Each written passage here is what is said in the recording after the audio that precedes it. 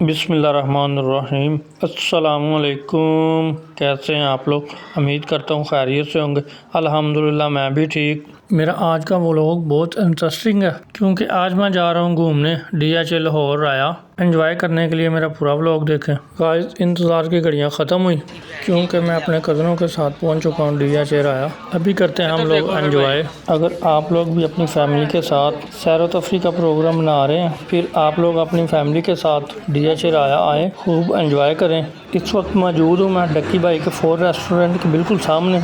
लोग अपनी फैमिलियों के साथ आए हैं, एंजॉय कर रहे हैं। यहाँ पर सिक्योरिटी का भी बहुत अच्छा इंतज़ाम है।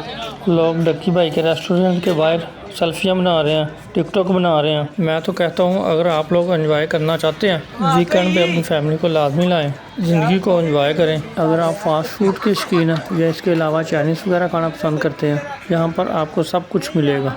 आज हम लोग सब मिलकर हल्ला गुल्ला कर रहे हैं क्योंकि काफ़ी देर के बाद सब कज़न को एक साथ घूमने का मौका मिला। मेरे वीडियो को लाइक और शेयर लाजमी करें। कमेंट्स करके बताएं कि आप लोगों को आज की वीडियो कैसी लगी। मेरे चैनल को सब्सक्राइब करें और बेल आइकॉन बटन को प्रेस करें ताकि मेरी हर नई आने वाली वीडियो का नोटिफिकेशन आपको मिलता रहे और आप लोगों को मज़ीद अच्छी वीडियो देखने के लिए मिलती रहे।